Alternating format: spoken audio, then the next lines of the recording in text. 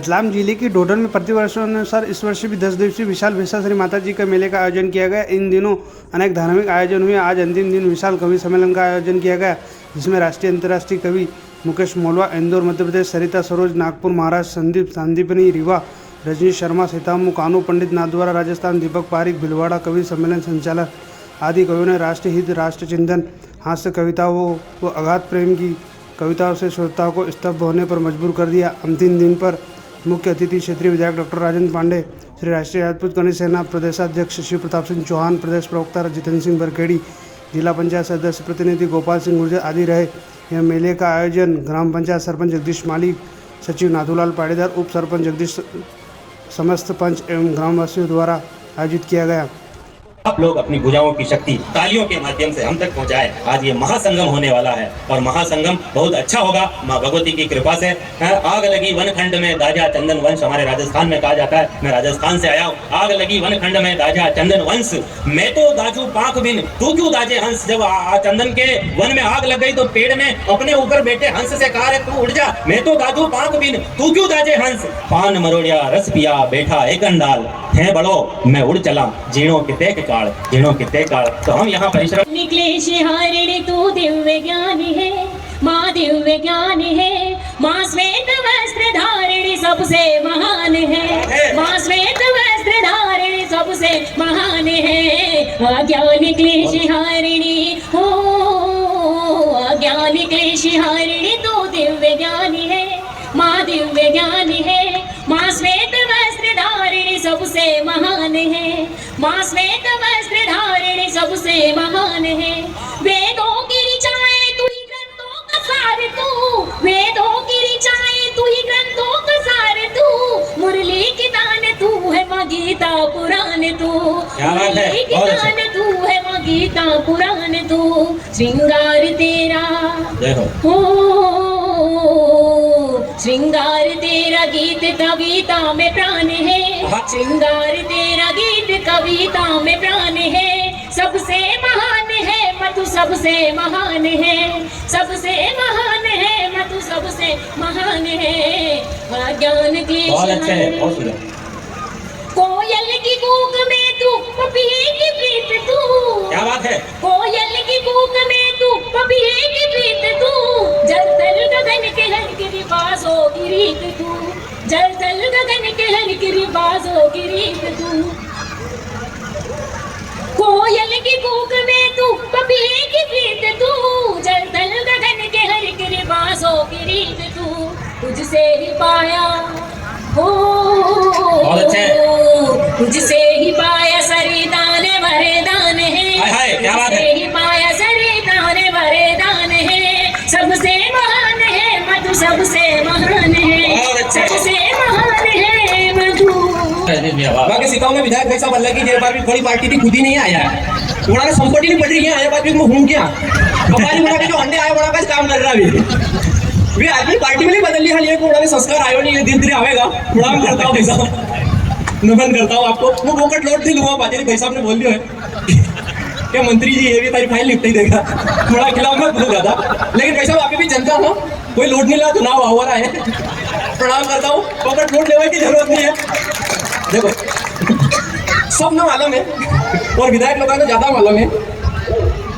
वो पॉकेट लौट ली, भाई साहब घर धंधा की बात करो, हमारे घर वाली खाली मेहंदी मेहंदी लगे, भाई साहब वहाँ बीच में हमारा नाम लिखो हाथ के बीच में। मैं क्यों लड़की कहीं वेगा बोले क्या मेहंदी लगे बीच में आपको नाम लिखो और से आप हमारी मुट्ठी में रहोगा और मन को हो गई है।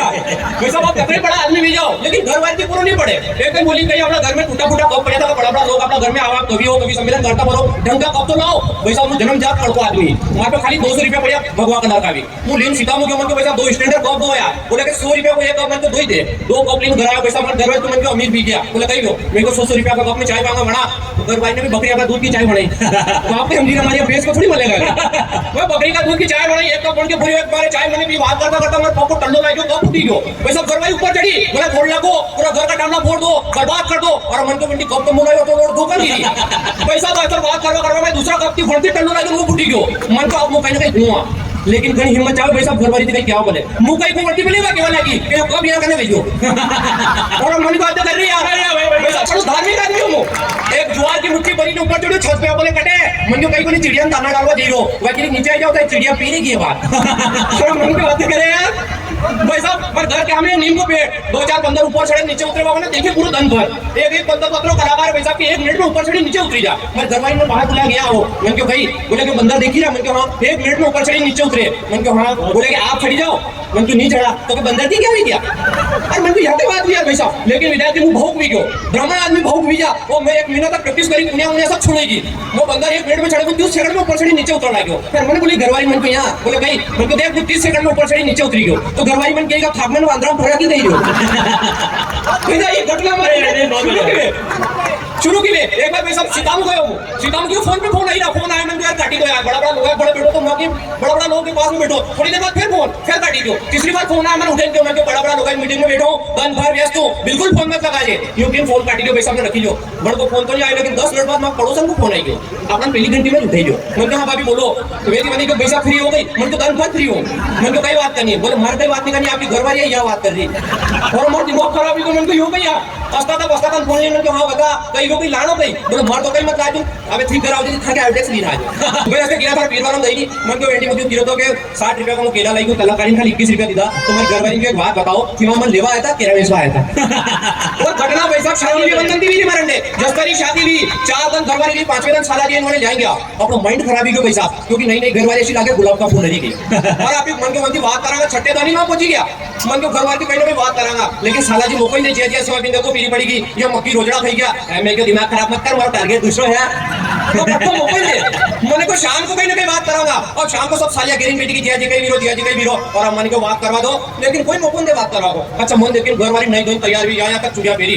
ये चले चुड़िया छन्न वाजे हमारा वो डोर उठे यार स्वाभाविक बात है नहीं घरवाली यार उठे ही है मोने क्योंकि रात में कहीं ना कहीं बात जरूर करांगा रात में ससुर जी बोलिया जमाई साहब आपके पलंग के बड़े मारो पलंग लगेगा और मन को आशा यदि यार व्यवस्था की तो 4-5 लाख को खर्च क्या करा लेकिन वो हिम्मत आदमी में हिम्मत नहीं आ रही रात 10 बजे छन की आवाज मन बैठो ही देखियो मन को आई देखा यार पर नहीं आई यार मुंह फिर हुई क्यों रात नींद का 2 बजे अंदर फिर छन की आवाज आई फिर बैठो ही देखियो फिर भी नजर नहीं फिर हुई गयो सुबह 4 बजे अंदर छन की आवाज आई फिर बैठो ही देखियो मन को आई गया फिर भी नहीं आई वैसा पूरी रात ही मार कारनामा हमारा ससुर जी दिख रहा था क्योंकि बनाने भी नींद नहीं आई क्योंकि जनी व्यक्ति के घर पे डाको पड़वा की संभावना है बोले नींद थोड़ी आवेगा वी मारती गिरा कमी साहब से छन बाजरी ना बेटा भी देखी रहा आप तो भूल जाओ ये तो बेच ना करवा चाहिए तो पढ़ रहा माता बहना भी संख्या बेटी अच्छा गांव की माता अच्छा पट्टा भी पूछी जाती गांव की माता बहना और शहर की माता बहना का तो अंतर है महिला में शहर की महिला की अगर आप पूछो क्यों घूमने चले क्या तो आप बोलेगा बिल्कुल चले बोले कहाँ कि ऊटी चलो मनाली शिमला कोई ज्यादा पढ़ी लिखी होगा बोले गोवा ऐसी जगह का नाम बताया था आपने गांव की महिला पूछो क्या घूमा चला बोले हो बोले क्या शामरा जी हमसे आगे नोट ले फिर वो लोग शामरा जी का आवाज क्या था बोले भाई बहन के वहां चले आओ अच्छा शहर की महिला ना बाइक पे बिठाओ मोटरसाइकिल पे वो एक बैग लागा टंकी पे आगे बैग रखेगा बिल्कुल आदमी के पास बैठेगा चिप्पी लेने एक हाथ यहाँ रखेगा हालांकि आजकल घड़ी खड़ी को यहाँ भी रखी है एक महिला वाली हाथ रख लो मोटरसाइकिल में मन को कहीं 25 हारो जाएगी बोले हाँ मैं तो यहाँ हाथ का रखी लो घर जाएंगे रखी लीजिए बोले टाटिया बोले मत आप बंडल पड़ी जाने पर रखी लीजिए मतलब महिला की हर बात में कहीं ना कहीं सीख में अच्छा अरे सीन चेंज करो गांव की महिला ना मोटरसाइकिल में बिठाओ सबसे पहला तो आपको बैग लागा वो मैंने क्या करेगा कोई टंकी पे नहीं रखेगा 2 जगह के बीच में न वो आदमी पाप लोगों टंकी पे लटको तो हो रहेगा न वो पाते स्टैंड डाल गाठी बैठी रहेगा जैसे पूरा भारत तो रोड पे आई रहे ये मामला भाई साहब मैंने जान लो शहर का लड़का ना अपने मेलान घुमाम लाओ शहर का लड़का मेला लाओगा बेटा क्या लेगा बोला मैं रिमोट से उड़ने वाला प्लेन लूंगा लेजर लाइट लूंगा अच्छा गांव का लड़का मेरा लाओ बेटा कहीं लेगा बोले जेसीबी बोले आने कहीं करेगा कि धुरो बनूंगा गांव का आनंद ही अलग है अच्छा शहर का लड़का मेरे मिठाई क्या खाएगा तो बड़ी बड़ी बंगाली मिठाई या कैडबरी चॉकलेट ऐसी मांगेगा गांव का लड़का मेरा बेटा कहीं लेगा बोले जलेबी अच्छे ज्यादा लोड ले अच्छा शहर का लड़का आप चिड़ियाघर घुमावन ले जाओ चिड़ियाघर में नहीं जानवर है विविध प्रकार का भी चिड़ियाघर में जाएगा कर बड़ा तो बंदर नजर आएगा तो एक लड़का दूसरा लड़का कहेगा राहुल बोल गया क्या बोले सी हियर मंकी मतलब राहुल कहेगा वाओ नाइस मंकी बोल के सेल्फी खींचेगा अरे सीन आप चेंज करो गांव का लड़का ने पहली थी 5वीं तक जो सरकारी स्कूल में पढ़े वहां ले जाओ चिड़ियाघर में सबसे पहला करने घुसेगा आधा जानवर तो ऐसे नहीं जा उभर के बाद अगर बड़ा बंदर नजर आई जा तो एक छोरा दूसरा छोरा कहेगा ए रमेश देख कर बाप वांदो टेप फटाई संस्कृति के अनुरूप परिवेश रहना चाहिए, शिराओं में रक्त का आवेश रहना चाहिए, और राजनीतिक दल भले ही अलग अलग हो हमारे, और जिंदा सभी के दिलों में भारत देश रहना चाहिए, जिंदा सभी के दिलों में भारत देश रहना चाहिए। राजनीतिक भाई साहब, बाल कहीं आदमी के कहाँ उड़े, जीवन में 2 महिला आदमी की खोपड़ी पे हाथ घुमावे। आपने बहुत सी बार घूमे हुए गए हो, एक तो पैदा हुए बच्चों बच्ची, माँ हाथ फेरे, तो उनका बाल खड़ा बड़ा हुए बड़े, उनके बाद बड़ी आदमी की शादी हुए, उनके बाद घरवाली हाथ फेरे, तो उनके धीरे धीरे झड़ना चालू हुए। हमारे हमने समस्या है कि 5-6 ने हाथ फेरे मिलियो, हम थोड़ा ज्यादा बस शादी के टाइम पे पैसा बढ़िया बाल था, माननीय विधायक जी अच्छा बाल था, तो शादी के टाइम पे हमारे फोटो हमारी घरवाली का हंडे आई रहा, तो लड़कों पेलबन का पन्ना पलटा ही रहो कि मम्मी फोटो का हंडे यहाँ भी आई रहा, यहाँ भी आई रहा, कौन है? बोले बेटा इधर पापा है, मम्मी अगर पापा जो टाटवा बड़ा घर में घूम रहे अब ना जो चकाचक तैयार हो, खोपड़ी में तेल लगायो, तेल लगाने बाद घरवाली कुछ मजाक में दुकान में कशोक लागी रहो, तो बाकी आप आशा लागी रहा कि फटे खत्म हो जाए, अंगूठा बाहर नहीं रहो। वैसा भी गंजा आदमी का कई प्रकार का फायदा, एक कविता आप लोगों को सुनाना चाहता हूँ कि ना कानून ना कायदा, और गंजा आदमी का 1000 फायदा। गंजो आदमी 8 दिन तक बनना अपने रही सके, फिर भी बनने कोई ओबियन कही सके, कतरो आदमी तूफान चले, गंजा को बाल नहीं उड़ी सके, और कतरे बड़ा बड़ा पहलवान बैठा हो, गंजा ने बाल उपाड़ एकदम भी नहीं सके। और गंजो आदमी अतो हितो के करसे ही अड़े, वहां के गंजे आदमी के माथा में कभी जुबान पड़े, 2 बूंद तेल पूरी खोपड़ी में आई जा, और हजारों की भीड़ में गंजो छिटी थी और भी जा। तेल के भी बाल नहीं थे, पर उन्होंने ही संपूर्ण स्वतंत्रता का बिगुल बजाया था, और भारत की सभी रियासतों को एक करके अखंड भारत का सपना सजाया था। मैं अपना स्थान दूंगा कि प्रेम करना बच्चों का खेल नहीं होता, और प्रेम केवल 2 जिस्मों का मेल नहीं होता। प्रेम तो उस दीवानी मीराबाई ने किया था, श्री कृष्ण को पाने की चाह में प्रत्येक क्षण को जिया था, अरे युगों युगों तक याद रहेगा, ऐसा जीवन जी गई थी, और अपने बांके बिहारी के प्रेम में जहर का प्याला पी गई थी। अपने बाकी हो देश को आए दिन होने वाली दुर्घटनाओं जैसे महापाप से, तो अपने भविष्य के अक्षर अपने हाथों काले मत करो, बच्चों को संस्कार दो, कम उम्र में मोबाइल के हवाले मत करो, कम उम्र में मोबाइल के हवाले मत करो। कभी सवारी से अपनी सहेलियों को चिढ़ाएगी, पापा की परी अब गधे पर बैठकर कॉलेज जाएगी। ब्रेक लगाने की तो आदत ही नहीं है, पैर दिखाकर पता नहीं गधे को कैसे रोकेगी। कैसे अपने पाठ की शुरुआत करें। स्वागत है भैया संदीप भाई। नेत्र को स्वप्न से सेकते रह गए, नेत्र को स्वप्न से सेकते रह गए, मन के भावों को बस ऐंठते रह गए, वो प्रेम मुझसे किया और परिणय कहीं, वो प्रेम मुझसे किया और परिणय कहीं, हम तो बस देखते देखते रह गए, बस देखते देखते रह गए, या फरार हो जाने दो, प्रणय निवेदन का आवेदन पड़ा है दिल के थाने में, प्रणय निवेदन का आवेदन पड़ा है दिल के थाने में। बताओ ऐसे करोगी प्यार, बताओ ऐसे करोगी प्यार, सुबह सुबह एक हार्ट इमोजी, समय फिर केयर की भेजी, बातें फिल इन ब्लैंक है भरना, बातें फिल इन ब्लैंक है भरना, फ्लाइंग फ्लाइंग चैट में करना, ऑनलाइन ही भेज रही हो, ऑनलाइन ही भेज रही हो, चुंबन का व्यवहार, बताओ ऐसे करोगी प्यार, बताओ ऐसे करोगी प्यार। की माँ का श्रृंगार कैसा है? कितनी चुनरी है लाल माता, गले में शोभित तो होता नवलख हार है, चमकता भाल। आपकी मैया की बात कर रहा हूँ, हमारी जगदम्बा की बात कर रहा हूँ, एक बार ध्यान जो मेरी तरफ लगा दो और जाग बन के सुनना कि चमकता भाल तेरी चुनरी है लाल माता, गले में शोभित तो होता नवलख हार है, नाक में नथनी कान कुंडल विराजते हैं, भुजा भुज बंद तेरे हाथ दंडवार है, कमर बंद शेर की सवारी भारी, पैरों में पायल की मधुर झनकार है, छोड़े छल कपट जो आता तेरे दर पर, एक पल में हिम्मत करती बेड़ा पार है। हाँ बहुत अच्छा सुन रहे हैं, कवि सम्मेलन बहुत अच्छा चल रहा है भाई साहब, कविता बहुत अच्छी सुन रही है सर, रजनीश भैया ने बहुत अच्छा पढ़ा, संदीप भैया ने बहुत अच्छा पढ़ा, हम मुकेश जी भैया को सुनेंगे, दीपक जी को सुनेंगे, आदरणीय बहन हमारे बीच में इनको सुनेंगे। देखो अब मैं आपके बीच में आया हूँ, थोड़ी देर में अपने साथी से आपको सुनाऊंगा, आपको बड़ा आनंद आएगा। हाँ तो आपको मस्ती के आगे बिल्कुल टेंशन तो लेने नहीं। भाई साहब देखो मेरी शादी हो रही थी, मेरी शादी हो रही थी, मैं जैसे तोरण पर पहुंचा तो अंदर से एक लड़की निकल कर आई, उसके हाथ में मोबाइल, उसने मेरा वीडियो बनाया और मेरी होने वाली पत्नी के पास ले गई, और मेरी होने वाली पत्नी को दिखाते हुए बोली कि दीदी इस हिंदुस्तान में 130 करोड़ लोग हैं। कितने? 130 करोड़ लोग हैं, और 130 करोड़ में धने के पैकेट समझ में आए हो? और मेरा दिमाग खराब भाई साहब। इतने वक्त नहीं है अंदर, उसके हाथ में वरमाला, उसने वरमाला मेरे गले में डाली और पास में आई तो मैंने सोचा लाड करेगी, प्यार करेगी, दुलार करेगी। पास में आते बोली काया मुंडा हिंगड़ा इधर टाटिया सारी नंबर तो मैं पहुंच लूं। मारा पिताजी मारा लाइफ में बैठ गई थी। मारा दिमाग खराब, मेरा दिमाग खराब भाई साहब। ये बात बैंड बाजी वालों ने सुन ली, बैंड बाजी वालों को पता चल गया पत्नी धमका रही। तो पहले तो वो गाना बजा रहे थे कि आज मेरे यार की शादी है, बड़े दिलदार की शादी है। जैसे उनको ये बात पता चली तो उन्होंने तुरंत गाना चेंज कर दिया। बैंड बाजी वाले बोले रघुपति राघव राजा पतित पावन सीताराम, हाथ में लकड़ी चंदन की, अबे मौत है अड़गट नंदन की। एक बात ताली बजाओ, आनंद आ रहा है यार। मैं कह रहा हूँ अपन तो मान लो कि आपने टेंशन तो बिल्कुल लेने नहीं, मेरे साथ में घर में बड़ी बड़ी होती भाई साहब। जब पिछले दिनों की बात है, मेरे घर पर चोर आए। अब चोर आए तो दिन मैं, मेरी माँ, मेरा भाई, हम सब सोए हुए। पिताजी उस दिन घर पर नहीं थे, गाँव में कहीं भजन संध्या थी हनी सिंह की। पिताजी ना गए तो चोर आ गए। मेरी माँ ने मुझे आवाज दी, कानू उठ, बाहर चोर आ गए। तो मुझे पता चल गया बाहर चोर आ गए। अपन शुरू से वीर बहादुर आदमी, मैंने अपनी लड़ी टाइट कर ली हूँ। तो मम्मी ने 2 थप्पड़ मारी, बोला उठ रहे बाहर चोर आ गए। मैंने कहा कहाँ है चोर, कहाँ है चोर? मम्मी ने कहा बाहर खड़े। मैंने कहा अंदर तो नहीं है। मम्मी ने कहा नहीं है। मैंने कहा बाहर खड़े रहने के। अब मेरी माँ ने मुझे कहा पापा को फोन लगा, जल्दी कर, पिताजी को फोन लगा। तो मैंने कहा बैलेंस नहीं है। तो मम्मी ने 2-4 थप्पड़ मारी, रात को 2-4 लातें मारी। रात को 2 बजे मैं और मेरी माँ दोनों लड़ने लग गए। तो उस चोर का दिमाग खराब हो गया। उस चोर ने अपनी जेब में से 20 रुपए निकाले, दरवाजे के नीचे की तरफ से अंदर घुस गए।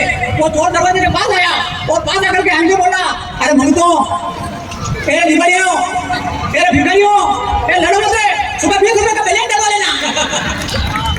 अब मैं बता रहा हूँ भाई साहब, मैंने शोर मचाया तो वो चोर वहां से भागते ही तो सामने बूढ़ी अम्मा के घर में घुस गए। तो बूढ़ी अम्मा भी जागी। जैसे बूढ़ी अम्मा जागी, उसने शोर मचाना शुरू किया तो सारे चोर इधर छिप गए।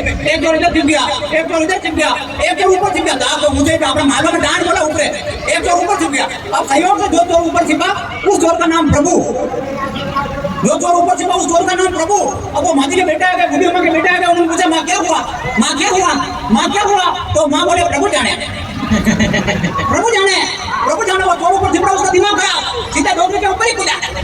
कैसा प्रभु ही जाने, ये साइड में मांगीलाल, देवीलाल, देवलाल घूमने जाने। कि चोरों ने मचाया है धमाल ऐसा देश में के साधु संत बाबा की लंगोटी नहीं छोड़ते। क्या बात है? चोरों ने मचाया है धमाल ऐसा देश में के साधु संत बाबा की लंगोटी नहीं छोड़ते। आदमी की भूख का पैमाना ऐसा बढ़ गया, आदमी की भूख नहीं छोड़ते। सुबह से शाम नहीं किया आराम, उन थके मजदूरों की वो रोटी नहीं छोड़ते। नियत की गिरी तो ऐसे गिर गई, बहन बेटी बड़ी हो या छोटी नहीं छोड़ते। बड़ी हो या छोटी नहीं छोड़ते। मैं मोदी जी अच्छा काम कर रहे थे कोरोना के समय में। तो हिंदुस्तान का बच्चा बोले मोदी जी मेरे आदमी, मोदी जी मेरे आदमी, मोदी जी मेरे आदमी। जो मेरी रुके बोली, अरे मेरे जुड़े मोदी जी मेरे आदमी के साथ जाने वाला। बड़े ध्यान से सुना, आप जब बोल रहे थे कोरोना से, मैंने WHO में फोन लगाया। अब बहुत सारे लोगों को विश्वास नहीं हो रहा कि यार ये क्या WHO में फोन लगाया। लेकिन मैंने WHO में फोन लगाया भाई साहब। वहां से मुझे एक जानकारी मिली कि कोरोना क्या है, वो मैं आपको बता रहा हूँ। बड़े ध्यान से सुनना, कोरोना क्या है। Positive negative positive negative positive negative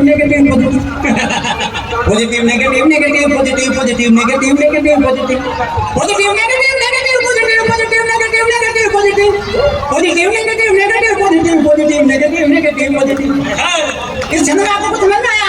कुछ भी नहीं आया। कि बड़े घड़े हमें नहीं आई, बस ये कोरोना है। तो कुछ समझ में नहीं आया। सुबह आदमी पॉजिटिव, शाम को नेगेटिव। भाई साहब मैं बताऊं, मेरे साथ में घटना बड़ी अजीब होती। मेरी शादी हुई, अब शादी हुई तो पत्नी अंदर बैठी हुई कमरे में, मुझसे बातचीत कर दी। लेकिन मैं तो भोला आदमी, अब उससे बातचीत के लिए कैसे करो? और भोला भी इतना भाई साहब के 7 फेरे मैंने अग्नि के किए और 7 फेरे कलर क्या कर ली। अब उससे बातचीत कैसे करो? लेकिन फिर भी मैंने हिम्मत की, अपन माँ बाप के मेवाड़ के आज मैंने हिम्मत की और हिम्मत करके मैंने पति देखा। मैंने क्या नाम है तेरा? तो उसने कहा तुझे मेरा नाम ही पता नहीं है, तो अपनी शादी की पत्रिका में तेरी बुआ का नाम दिखाएगा। मेरी सासू माँ ने मेरे साथ बहुत बड़ा धोखा किया। मेरी सासू माँ ने मेरे साथ मुझे एक बात नहीं बताई कि लुगाई को भाव आता, शरीर में माता की हर भाव आता। और मैं जैसे पत्नी के पास में जाके बैठा और उसने तो बात खो दी है, साड़ी फेर दी और माँ को बेटे करा। तो मेरा दिमाग खराब, मैं सुबह में मैंने कहा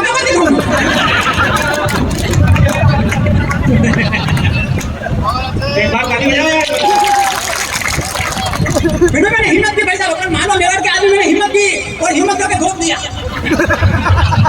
जैसे धोप दिया उसके शरीर में भाव आ रहा था। तो वो बोली जारे कानो, तारो गांव परिवार कुटुंब कबीला सब बढ़िया रखो। मैंने कहा वो तो सब ठीक है, पर आप और इसी समय आ गए क्या?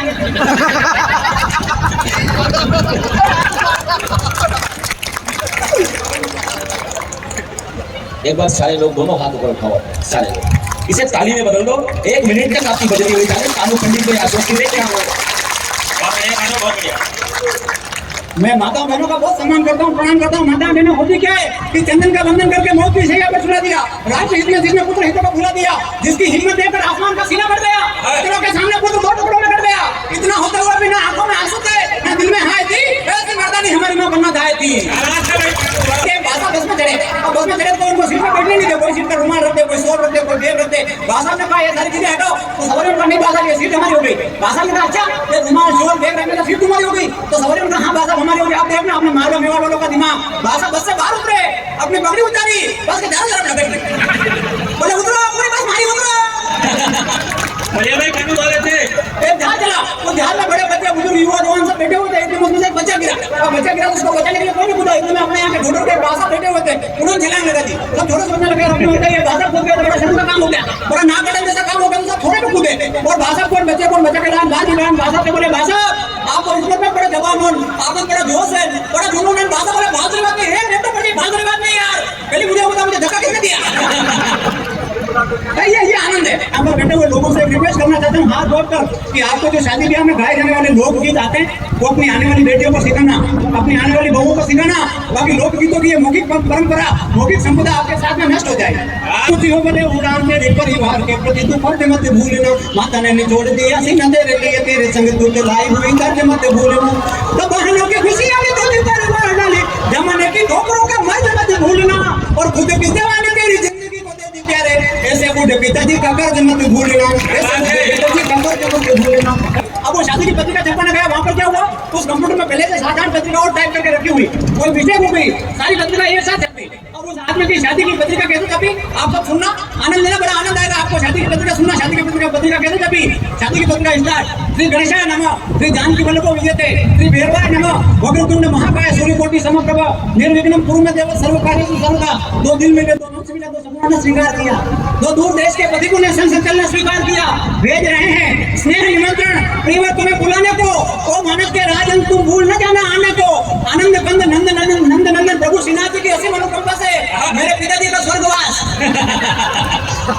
दिनांक 16/4/2017 को हो गया है, जिसका भेरू पूजन 17/4/2017, गणपति स्थापना 18/4/2017, और महिला संगीत 19/4/2017।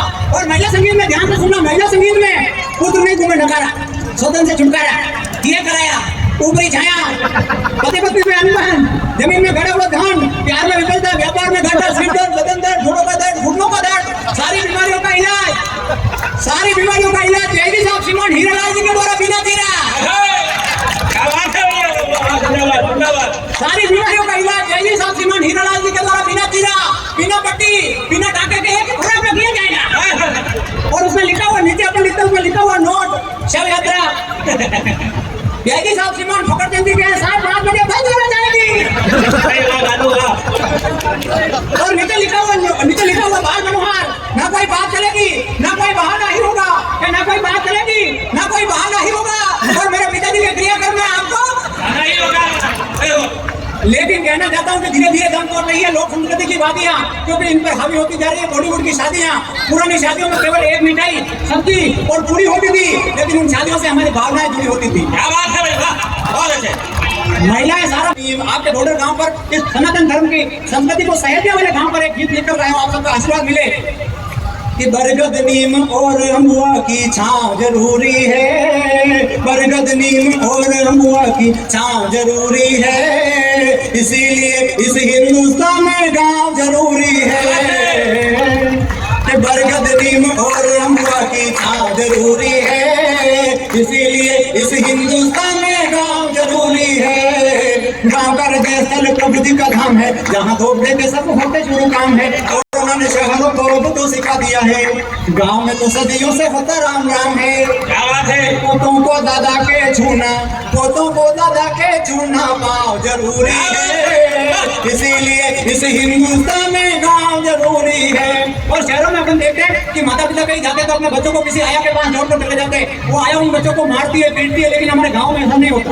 गाँव में होता है विश्वास, और विश्वास भी कैसा कि निज सुख छोड़ पड़ोसन में चली जाती है, निज सुख छोड़ पड़ोसन में चली जाती है, पड़ोसन में मैया बन सीने से लगाती है, बिलखते बच्चे की आंखों के आंसू देख कर आंचल से ढका उसे दूध वो पिलाती है। क्या बात है कि माताओं में यह ममता का, माताओं में यह ममता का भाव जरूरी है, इसलिए इस हिंदुस्तान में गाँव जरूरी है। उसके ऊपर एक नई दरी बिछाते हैं एक्स्ट्रा, बोला थाना मारी होगा नहीं तो बैठो बैठ और हाथ जोड़ के बोला आप आ गया, समझ लो हमारा सब आ गया, अब मेरे को कोई नहीं चाहिए। बेचारा इतनी देर में वो पातिया पर जीव रहे उन लोगों को मंगते खाने जैसी फीलिंग आने लग जाती है। लेकिन आपके हमारे भाई की बात कर रहा हूँ होठों पे लाना तो था। क्या बात है, दिल की बातों को होठों पे लाना तो था, दिल की बातों को होठों पे लाना तो था, क्या है दिल में तुम्हारे बताना तो था। हाँ दिल की बातों को होठों पे लाना तो था, क्या है दिल में तुम्हारे बताना तो था। किस तरह मैं ज़माने को बतलाऊं ये, किस तरह मैं ज़माने को बतलाऊं ये, मेरी चाहत में कोई दीवाना तो था। क्या बात है, क्या बात है, क्या मेरी चाहत में कोई दीवाना तो था। बहुत बढ़िया। और ख्वाब गफलत के थे जिनको बुन ना सकी, ख्वाब गफलत के थे जिनको बुन ना सकी, तेरे आगे किसी को भी चुन ना सकी। ख्वाब गफलत के थे जिनको बुन ना सकी, बहुत बढ़िया। तेरे आगे किसी को भी चुन ना सकी। तेरी चाहते की रिंगटोन ऐसी बजी, तेरी चाहते की रिंगटोन ऐसी बजी, गीत दूजा कोई और सुन ना सकी, गीत दूजा कोई और सुन ना सकी। और एक सच्ची मोहब्बत पर एक गीत आपके बीच रखती हूँ, माता बहने सुने। बहुत बहुत बढ़िया, बहुत बढ़िया सर, बहुत अच्छा। कि उसके प्यार में मैं दीवानी, एक नारी क्या सोचती है, आपके बीच में रखती हूँ ये गीत। कि उसके प्यार में मैं दीवानी, उसके प्यार में मैं दीवानी, और वो है पागल। तालियां वालियां बजाते रहे, ऐसा लग रहा है कि बहुत अच्छा प्रेम का गीत सुना रही। प्रेम का गीत बहुत महत्वपूर्ण होता है। इन्होंने जो मुक्तक पढ़ा था उसका अर्थ यह है कि एक बार खेल तो देखता, मतलब हिंदी में पढ़ा था तो मालवी के लोग बैठे हैं तो मालवी भाषा में समझते हैं, हिंदी में भी समझते हैं, बहुत अच्छे समझदार लोग हैं। एक बार तालियां बजाओ, अपने को मुकेश जी मोलवा को सुनना है अभी सब बैठ करके। और उसके प्यार में मैं दीवानी, उसके प्यार में मैं दीवानी, और वो है पागल। उसके प्यार में मैं दीवानी, और वो है पागल। उसकी याद में अब आंखों से बहता है काजल, उसकी याद में अब आंखों से बहता है काजल। अपने कमरे में उसकी सारी तस्वीर सजा लूं, अपने कमरे में उसकी सारी तस्वीर सजा लूं। मन करता है उसको मैं अपनी तकदीर बना लूं, मन करता है उसको मैं अपनी तकदीर बना लूं। वो ही मेरा आज हुआ और वो ही मेरा कल, उसकी याद में अब आंखों से बहता है काजल। अब टूटे से टूटेगा ना अपनी प्रेम का बंधन, अब टूटे से टूटेगा ना अपनी प्रेम का बंधन। हाथों में मेरे रहते हैं उसके भेजे कंगन, हाथों में मेरे रहते हैं उसके भेजे कंगन। उसके बिन अब चैन नहीं आता मुझको एक पल, उसके बिन अब चैन कहाँ आता मुझको एक पल। उसके प्यार में मैं दीवानी, और वो है पागल। उसके प्यार में मैं दीवानी, और वो है पागल। जिसमें देखे खुद को सलता वो है सागरपन, जिसमें देखे खुद को सलता वो है सागरपन। वो कहता है राधा मुझको मैं कहती हूँ मोहन, वो कहता है राधा मुझको मैं कहती हूँ मोहन। इतना पवित्र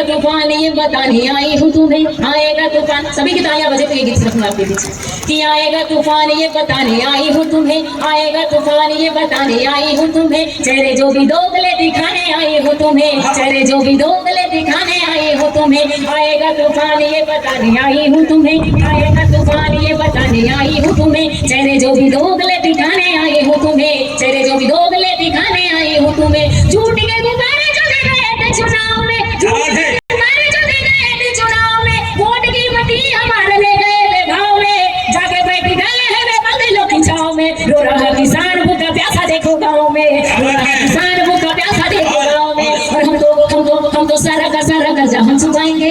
बस चुनाव आने दीजिए, बड़ी बड़ी बातें होने लगती हैं। मैं यहाँ की विधायक की बात नहीं कर रही हूँ कि हम तो सारा का कर्जा हम चुकाएंगे, नई नई योजनाएं और लेके आएंगे, नई नई योजनाएं और लेके आएंगे। सत्ता का मिली ये सत्ता में ही खो गए, सत्ता की रसीली चाशनी में सारे खो गए, और सच का ये आईना दिखाने आई हूँ तुम्हें, चेहरे जो भी दोगले दिखाने आई हूँ तुम्हें, चेहरे जो भी दोगले दिखाने आई हूँ तुम्हें। और फिर मुख्यमंत्री हो रहे थे इस मध्य प्रदेश में, मैं नाम नहीं लूंगी नहीं तो आप समझ जाएंगे कि मैं कमलनाथ जी की बात कर रही हूँ कि नाम है कमलनाथ, नाथ नहीं हो सके, नाम है कमलनाथ, नाथ नहीं हो सके, सब तुम्हारे साथ थे फिर साथ नहीं हो सके, सब तुम्हारे साथ थे फिर साथ नहीं हो सके, नाम है कमलनाथ, नाथ नहीं हो सके, नाम है कमलनाथ, नाथ नहीं हो सके, सब तुम्हारे साथ थे फिर साथ नहीं हो सके। 100 दिनों में ही खजाना खाली कर दिया है क्यों, 100 दिनों में ही खजाना खाली कर दिया है क्यों, अपने जादूकारों के घरों में भर दिया है क्यों, अपने जादूकारों के घरों में गाड़ दिया है क्यों। और छुड़वैया नेताओं का बड़ा ही बोल वाला है,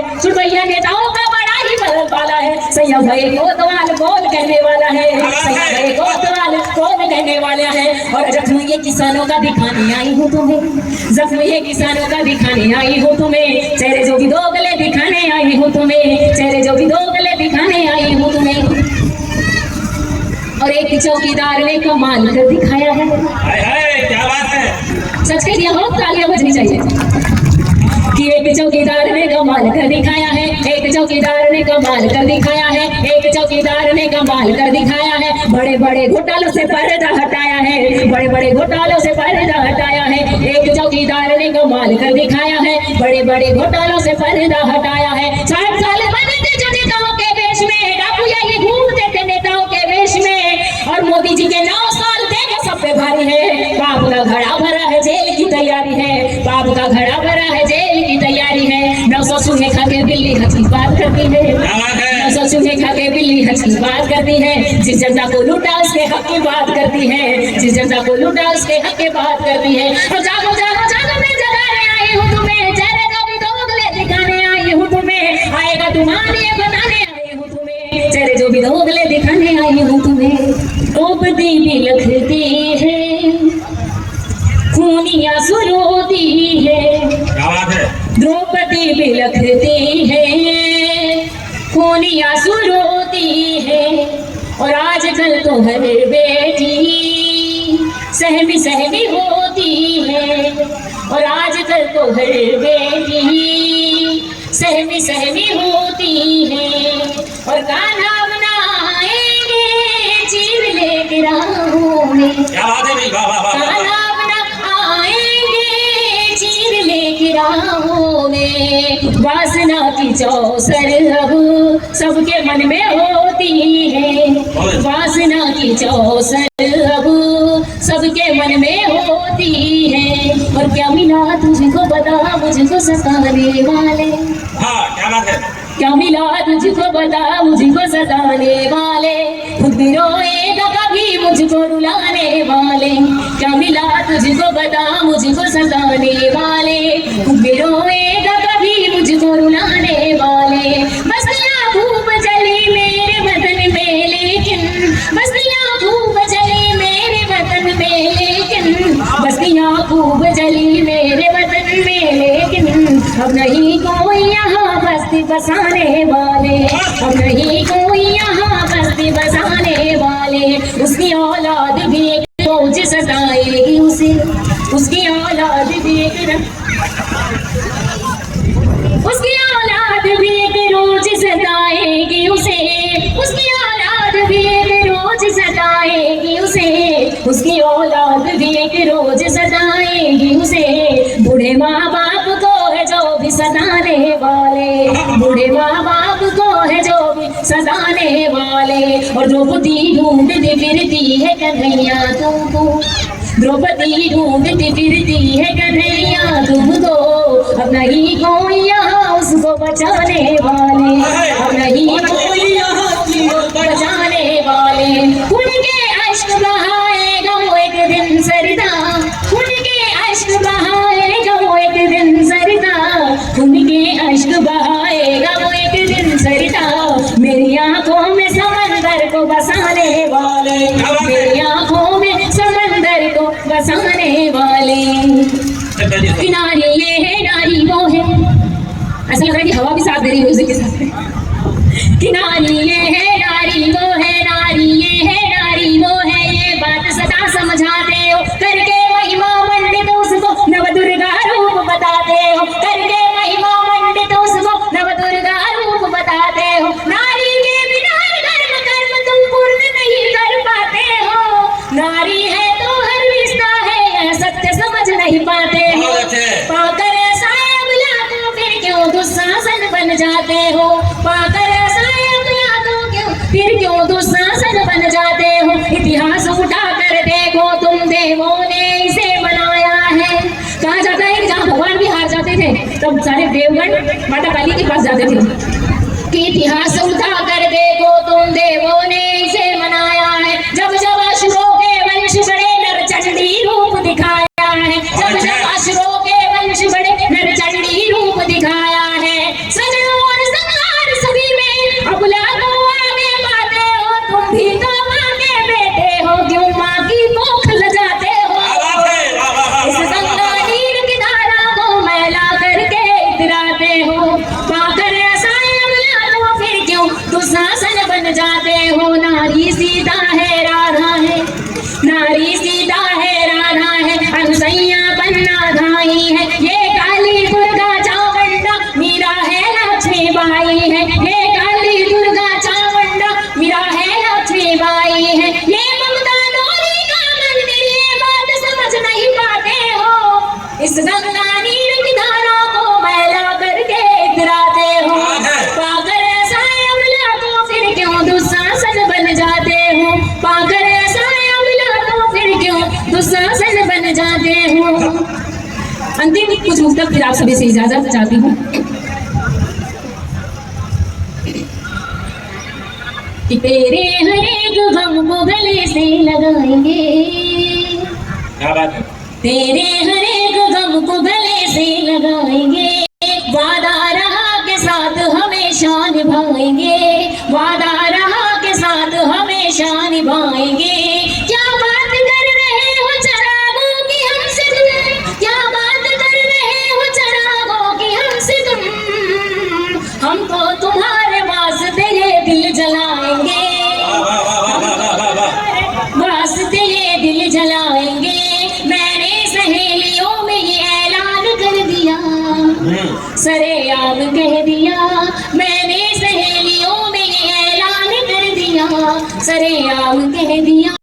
मैंने सहेलियों में ये ऐलान कर दिया, सरेआम कह दिया, सरेआम कह दिया। अब सिर्फ तेरे नाम की मेहंदी रचाएंगे, क्या बात है। अब सिर्फ तेरे नाम की मेहंदी रचाएंगे। बहुत बहुत धन्यवाद। ये कवि सम्मेलन अब त्योहार बनने जा रहा है। जिसने ईरानी धरती पर ध्वज केसरिया फहराया, काल भौज बप्पा रावल ने मेवाड़ी मान बढ़ाया, अनगिनत बार रणवीरों ने रणचंडी के आह्वान किए। जहां नारियों ने हंसते हंसते निज मस्तक दान किए। जब जब भी हो संग्राम, जहां उत्सव बनते हैं याद रखो, नाग भक्त प्रतिहार हमारे दिल में बसते हैं याद रखो। मत बोलो कि तुर्कों का सम्मान बचाना आता है, हिंदुस्तानी बेटों को तलवार चलाना आता है, हिंदुस्तानी बेटों को तलवार चलाना आता है। मैं आपकी इसी ऊर्जा को 4 गुना करने के लिए इस धरती के एक पुत्र को आपके बीच में बुलाना चाहता हूँ, जिनका नाम होता है राष्ट्रीय कवि मुकेश जी मौलवा। मुकेश जी मौलवा वो कवि हैं जिन्होंने देशभक्ति को केवल गाया ही नहीं, केवल शब्दों में व्यक्त नहीं किया, जिसने देशभक्ति को जिया है। मैंने ट्रेन में देखा है, पूरी रात नीचे सो करके सफर करते हुए, क्योंकि एक माँ की गोद में नन्हा बच्चा था, ताकि उसको अपनी सीट दे करके पूरी रात उसको सुला करके पूरी रात बीमारी की अवस्था में नीचे बैठकर जिसने सफर किया हो, वो संस्कारों को जीने वाला व्यक्तित्व है, इसलिए उसके शब्दों में मौलिकता है। और उस ऐसे कवि को आपके बीच में बुलाना चाह रहा हूँ जो निश्चित रूप से आप अगर सुनेंगे मुकेश जी मोलवा को तो आपको ज्ञात होगा कि सनातन संस्कृति की ऊंचाइयां क्या है, ये देश क्या है। हमें पढ़ा कर मुगलों का इतिहास पढ़ा कर हमारी मानसिकता को गंदा बना दिया गया है। इसलिए एक बार अगर आप मुकेश मोलवा को सुनेंगे तो आपको लगेगा कि हिंदुस्तान चंद्रगुप्त मौर्य का हिंदुस्तान है, ये अटल बिहारी वाजपेयी का हिंदुस्तान है, ये योगी आदित्यनाथ का हिंदुस्तान है। इसलिए पूरा सदन दोनों हाथ ऊपर उठाकर तालियां बजा करके आमंत्रित करें, भाई मुकेश जी मोलवा आए और अपना भारत माता के 44 बेटे चिथड़े चिथड़े हो गए। 5 फुट 8 इंच की हाइट थी उसकी। बुलडाना का संजय राजपूत, जब उसकी मां ने तिलक लगाकर उसे सरहद पर भेजा, 5 फुट 8 इंच की हाइट थी, एक कटोरे में सिमट कर ला गया। मुट्ठी भर मांस का रोकड़ा उसके घर आया, उसकी वर्दी पर लिखे आर्मी कोड से उसे पहचाना गया कि यह संजय राजपूत थे। और एक दृश्य आप सभी ने देखा है, देहरादून के मेजर विभूति प्रसाद ढोंडियाल, उनकी पार्थिव देह जब उनके घर आंगन में पड़ी हुई थी और उनकी पत्नी ने बिलख करके आई लव यू विभू जय हिंद कहा, इससे बड़ा सैल्यूट दुनिया में और कोई हो नहीं सकता। वो अपने पति की डेड बॉडी से लिपट कर बात कर रही है। एक भारतीय नारी अपने पति की मृतदेह से बात करती है और वो क्या शिकायत करती है। वो शिकायत आप तक पहुंच जाए तो मुझे सूचित करना कि मैं मालवा के उन लोगों के बीच कविता पढ़ रहा हूँ जो धर्म युद्ध में तिरंगे की रक्षा के लिए या भगवे ध्वज की रक्षा के लिए अपने पुत्रों को तिलक लगाकर भेज दिया करने वाली माताएं यहाँ होती है। वो अपने पति की डेड बॉडी से शिकायत करती है, मृतदेह से। वो कहती है कि विभू तुम झूठ बोलते थे, तुम कहते थे कि तुम दुनिया में सबसे ज्यादा मुझसे प्यार करते हो, तुम तो अपनी भारत माता से प्रेम करते थे। 7 मार्च को उसका विवाह होने वाला था। मेजर चित्रेश बिष्ट अपनी माँ से कहकर गया था कि माँ मेरी बारात में पहनने के लिए अपने पसंद की साड़ी मत खरीदना, मैं जब 28 फरवरी को आऊंगा तो मेरी पसंद की साड़ी लेकर आऊंगा। लेकिन जिस समय आर्मी हेडक्वार्टर से चित्रेश बिष्ट के पिता के पास कॉल आता है कि आपका बेटा वीर गति को प्राप्त हो गया, उस समय चित्रेश बिष्ट के पिता एक रिश्तेदार के घर उसी चित्रेश बिष्ट के विवाह की कंकुपत्री देने गए हुए थे। एक बेटा जो अपनी माँ से कहकर गया कि तेरे लिए साड़ी लेकर आऊंगा, वो जब तिरंगे में लिपट कर आ गया तो आप देशभक्तों के बीच कुछ पंक्तियां पढ़ना चाहता हूँ। गणेश पूजन के अक्षत माटी के कण रोने लगे, गणेश पूजन के अक्षत माटी के कण रोने लगे, मंडप की बेला में हल्दी मेहंदी के क्षण रोने लगे, शुभ लग्न के मुहूर्त को कंकु पत्री चिढ़ा रही है, बेटे की मृत्यु पर वीरता करुणा का हौसला बना रही है, माँ में रेखी पावन घड़ियों का दम घुट गया, भोली माँ का दुनिया भर में तिराना छूट गया, आज समय ही आंखों में अश्रु गंगा लेकर आ गया, साड़ी का कहा था रे पगले तिरंगा लेकर आ गया, और साड़ी का कहा था रे पगले तिरंगा लेकर आ गया। पर मौत मर गई है मानकर चले गए, वो नहीं मरे, मौत मर गई है मानकर चले गए, लौट कर आएंगे ठान कर चले गए, वतन के नाम अपनी जान कर चले गए, कर्ण की दानवीरता मोह ताकती रही, वो चीथड़ों में देह दान कर चले गए, वो चीथड़ों में देह दान कर चले गए। दशरथ महाकाल खड़े हो गए, दशरथ महाकाल खड़े हो गए, कहा ओ वीर तुम महावीर से बड़े हो गए, कहा ओ वीर तुम महावीर से बड़े हो गए। सारे देश से फोन आए, सारे देश से फोन आए सोनी जी। लोगों ने कहा कविराज कहाँ है तुम्हारा नरेंद्र मोदी, कहाँ है तुम्हारा मोटा भाई, कहाँ है वो 56 इंची सीना, पुलवामा में हमला हो गया है, भारत माता के 44 बेटे चिथड़े चिथड़े हो गए हैं। सबने शिकायत की, लेकिन एक व्यक्ति इस देश में ऐसा था जिसकी आंखों में नींद नहीं थी। 14 फरवरी को पुलवामा का हमला हुआ और 26 फरवरी तक वो व्यक्ति सोया नहीं। पूरे देश उससे क्यों प्रेम करता है। आर्मी के जनरल गए उनके पास और कहा कि सर आर्मी पुलवामा अटैक का बदला लेना चाहती है। उस व्यक्ति ने बिना कैबिनेट की बैठक बुलाए, अपनी कलम उठाई, अपने जनरल की आंखों में आंखें डालकर देखा, बिना फाइल को पढ़े सिग्नेचर कर दिया, लिख दिया नरेंद्र दामोदर दास मोदी। और जो बदला लिया वो बदला पढ़ना चाहता हूँ कि शस्त्र उठाते ही भवानी खप्पर सजाती है, शस्त्र उठाते ही भवानी खप्पर सजाती है, छिन्न नमस्कार नर्तन कर काल भैरवी को बुलाती है, चामुंडा स्तवन से ध्यानस्थ महादेव को जगाती है, रणचंडी स्वयं माकर के विजय तिलक लगाती है, काशी के कोतवाल को लेना था प्रतिशोध, रात्रि के तीसरे पहर में महाकाल ने किया क्रोध, तो वायु मार्ग से जा नर पिशाचों की बलि चढ़ा दी और केवल 21 मिनट में ही जैसे मोहम्मद के अड्डों की धज्जियां उड़ा दी। ये ऐसे नहीं होता है यार। जरा एक बार जरा दोनों हाथ अपने ऊपर उठाना, दोनों हाथ अपने ऊपर उठाना और भारत माँ की जय का ऐसा घोष हो इस धरती से कि इसकी आवाज सर्वत्र पहुंच जाए। भारत माता की, भारत माता की, वंदे वंदे, जय श्री राम, जय श्री राम। 7 सुरों को मिलाकर एक नहीं बोले, 7 सुरों को मिलाकर एक नहीं बोले, तुलजा भवानी के सिंह की भांति होकर निर्भय बोले, जिसकी रगों में हो अपने पिता का खून, केवल वो ही भारत माता की जय बोले। एक बार और बोलेंगे यार आवाज, भारत माता की, भारत माता की, जय श्री राम, जय श्री। नंदी बाबा कहीं और मुंह करके खड़े रहते थे। हाँ सुनना दोस्तों, सुनना यार मित्रों, आज बहुत मन से सुनाना चाहता हूँ आज आपके बीच में। हम काशी जाते थे, कहीं और प्रणाम करके आ जाते थे, नंदी बाबा कहीं और मुंह करके खड़े रहते थे। ये लोग जाते थे और उसे ज्ञानवापी नाम दिया इन्होंने। एक क्रिया होती है इसमें, वजू करना। वजू का अर्थ है कुंड में पानी भरा हुआ होता है, उसी में हाथ धो लेना, उसी में मुंह धो लेना, उसी में कुल्ला कर देना। एक भी ईमान वाला ऐसा नहीं था जिसने आके हमें ये बताया हो कि ये कोई जिस कुंड में जाकर वजू करते हैं उस कुंड के भीतर हमारे सदाशिव विराजमान है, हमारे विश्वेश्वर विराजमान है। क्या बात है। तब क्या हुआ, फिर 4 पंक्तियां आप लोगों के बीच पढ़ना चाहता हूँ। 72 हुरों की चाह में वो अपने खुदा को राजी करते रहे, 72 हुरों की चाह में वो अपने खुदा को राजी करते रहे। हाथ धोना, कुल्ला करना, काम हाजी काजी करते रहे, पढ़ाते रहे हमें गंगा जमुनी तहजीब, शिवलिंग पर वजू नमाजी करते रहे। अब गवाही देने मक्का मदीना न काबा आएगा। नंदी को भरोसा था एक दिन बाबा आएगा। नंदी को भरोसा था एक दिन बाबा आएगा, और बाबा आया तो फिर बाबा आए।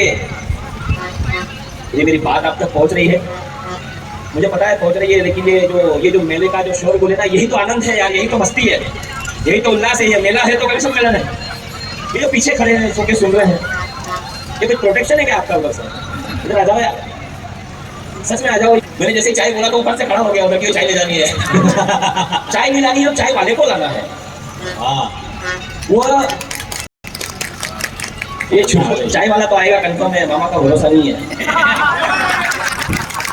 नहीं, सरकार को बीजेपी की बनना है, वो तो आप निश्चिंत रहो, वो कोई चिंता वाली बात नहीं है। बस कुछ जो चाहिए वो करना है। बूढ़े हो गए विधायक जी, मंत्री नहीं बने अब तक, नए नए लोग आए और मंत्री हो गए। सब समस्या है भाई, हृदय में पीड़ा तो हम लोगों की। अरे मोतीलाल जी, हम बहुत खतरनाक लोग हैं। अरे विधायक जी, कमलनाथ जी ने कह रखा है उत्तर प्रदेश के विधायकों को कि जहाँ मुकेश की हो वहां नहीं बैठना, क्योंकि उससे कांग्रेस तो नष्ट हो जाता है। तो भगवान की कसम, ये हरदीप सिंह को मैंने कहा था 2016 में मंच से कि तुम आदमी बहुत अच्छे हो, घटिया पार्टी में हो। उसका वीडियो भी है। तो मंत्री बनने के बाद वो इंदौर मुझसे मिलने आए, बोले कि मैं मंत्री आपके कारण हूँ। वो ये रजनीश तब से मेरे पीछे पड़ा हुआ है। जरा कुछ होता है और कहता है कि आपके कारण से मुझे झेलना पड़ रहा है। लेकिन मित्र आइए, व्यक्ति का चेहरा नहीं बदल जाएगा, लेकिन ध्वज हमारा रहेगा। क्योंकि ये धर्म का ध्वज है। तो 4 पंक्तियां पढ़ना चाहता हूँ। यूं तो चाय बेचकर भी गुजारा हो रहा था, पर भारती की दुर्दशा पर व्यतीत मन रो रहा था। जरा झांक कर देखो भारत के पौराणिक इतिहास में, कंस वध करने वाले कान्हा जन्मे कारावास में, हटाना सहियों सामंतवादियों के मिथ्या धर्म को तोड़ना पड़ा, और सत्ता के भूखे फेरिए देश न बेचने, इसीलिए चाय का धंधा छोड़ना पड़ा।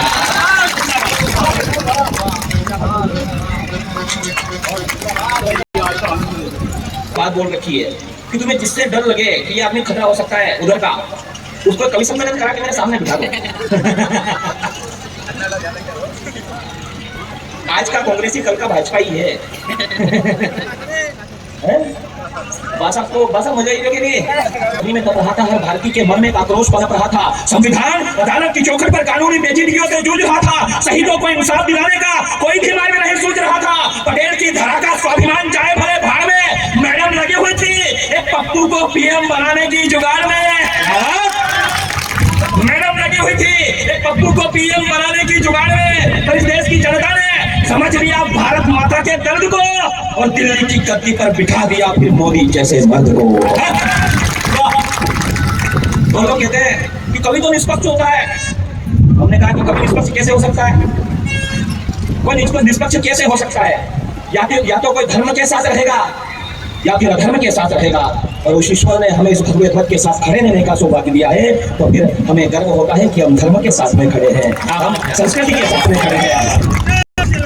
अरे तुम चार गाना लगे रहे जय श्री राम, ऐसा नहीं होता है। आइए मैं आपको उस लायक बना देता हूँ उस ईश्वर की कृपा से। जय जय श्री राम का जय घोष हो तो फिर यहाँ से हो, यहाँ से होना चाहिए। गलत फहमियां पाल रखी है लोगों ने, बहुत गलत फहमियां है लोगों को।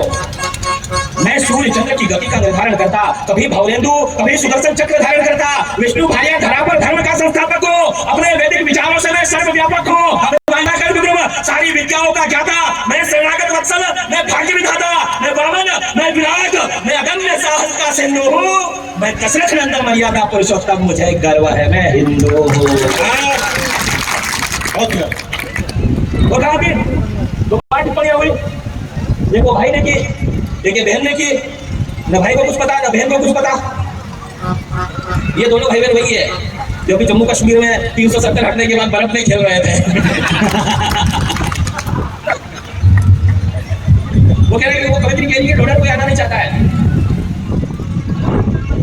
ये ढोडर हमने 2018 में यहाँ कवि सम्मेलन किया, और जगदीश जी मैं आपको थैंक यू कहना चाहता हूँ, धन्यवाद देना चाहता हूँ। विधायक जी आपको भी सैल्यूट है जो आपने इस नगर के ऊपर कलंक बलून झोपड़ों को यहाँ से हटा दिया। उसके लिए ईश्वर आपको खूब यशस्वी करे, खूब तेजस्वी करे।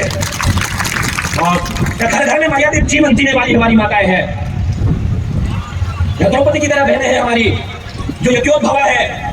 बहुत सुंदर। एक बार जरा दोनों हाथ अपने ऊपर उठाओ जरा, और ये ढोडर गर्व है हमें हमारी ग्राम्य संस्कृति पर, हमारे इस भगवे ध्वज पर, हमारी संस्कृति पर। एक बार जरा दोनों हाथ ऊपर उठाकर ताली बजाकर बताओ इन लोगों को सूचित हो या सूचित हो, संस्कृति को जीने वाले लोग, सभ्यता को जीने वाले लोग, हिंदुत्व के प्रति सजग रहने वाले लोग।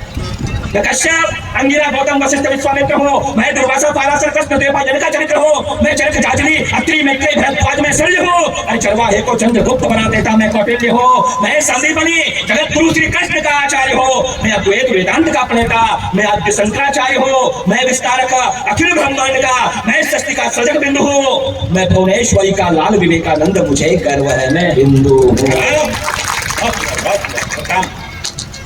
बेटा तुम जो दो लोग जा रहे हो, बेटा कल आए रिजल्ट में 4 मेरे स्टूडेंट डिप्टी कलेक्टर बने हैं। तुम इसमें वाह वाह वाह। लड़की लोग ऐसे देख करके 4 किताब क्या पढ़ लेते हैं ना, उनको अपनी वो जींस की साइज भी नीचे घुटने के नीचे यहाँ तक कर ली। क्षमा करना, मैं जब भी अवसर मिले धोती पहनिए, साफा बांधिए, अपनी संस्कृति को जिंदा रखिए। इस पूरे सलन में मैं देख रहा हूँ 2 बासा दिख रहे हैं मुझे पगड़ी बांधे हुए। अरे आजकल तो ब्याह शादी में ढूंढना पड़ता है पगड़ी बांधने वाला कहाँ मिलेगा। हम जिन्हें पढ़ाते हैं वो आईएएस बनते हैं, आईपीएस बनते हैं, और पूरे मध्य प्रदेश में एकमात्र हमारा संस्थान है जो आईएएस की तैयारी कराता है, यूपीएससी की तैयारी कराता है। और मैं यहाँ भी आमंत्रण देता हूँ, शिक्षित होइए। देखा है हमने एक व्यक्ति के पीछे कितने लोगों ने अपने जीवन बर्बाद कर लिए, युवाओं ने।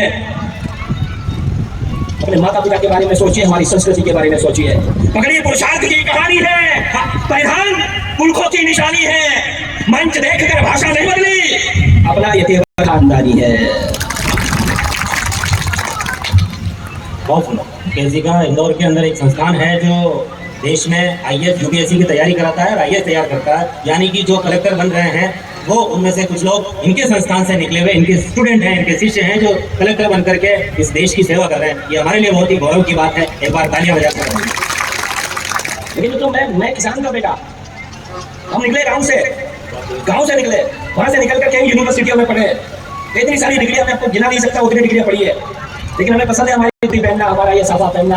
और ये जब भाषा जैसे लोग मिलते हैं ना, भगवान की कसम हम मालवी भाषा में बात करते हैं उनसे। और जब यूनिवर्सिटी में अवसर आता है, 7 भाषाओं का ज्ञान है विधायक जी।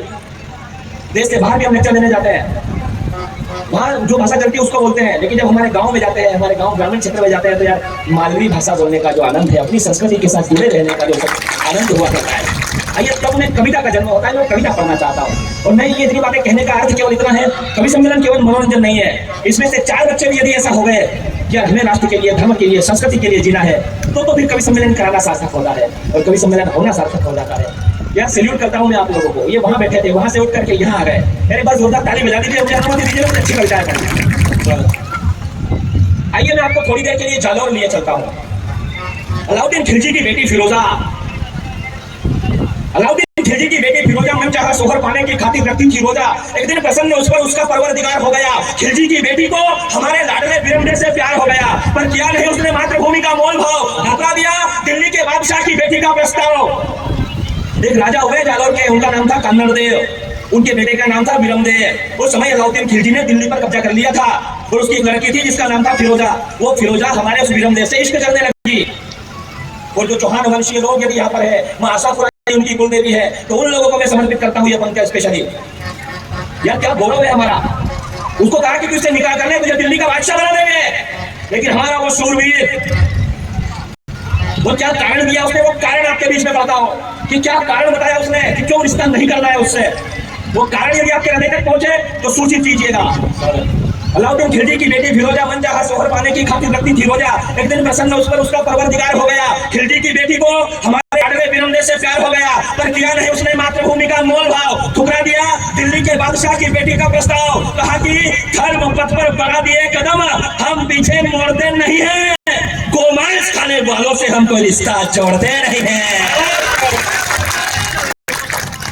गोमांस खाने वालों से हम कोई रिश्ता जोड़ते नहीं है। सुनकर यह अलाउद्दीन खिलजी क्रुद्ध हो गया। सेना कटी जालौर में भीषण युद्ध हो गया। सेना कम थी, हम हार गए। लड़ते लड़ते कान्हड़ भी